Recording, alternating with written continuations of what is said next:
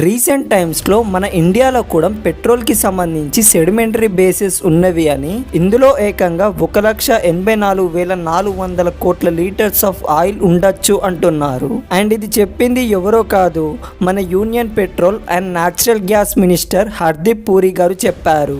ఇదే నిజమైతే దీని వాల్యూ వచ్చేసి ఆల్మోస్ట్ $928 బిలియన్, అంటే దాదాపుగా 77 లక్షల కోట్లు.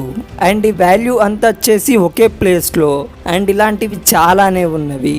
ఇవన్నీ క్యాలిక్యులేట్ చేస్తే మన ఇండియన్ ఎకనామీ ఇప్పుడు $3.6 ట్రిలియన్ నుండి $20 ట్రిలియన్ వరకు చేంజ్ అవ్వచ్చు అంటున్నారు. మన ఇండియాలో కూడా చాలానే సెడిమెంటరీ బేసెస్ ఉన్నవి, మెయిన్గా అండమాన్ అండ్ నికోబార్ ప్లేసెస్లో. ఈ సెడిమెంటరీ బేసెస్ అంటే ఏంటంటే, మన భూమి ఎప్పుడు ఒకేలా ఉండదు, ఒక దగ్గర ఎత్తు ఇంకో దగ్గర డౌన్గా ఉంటుంది.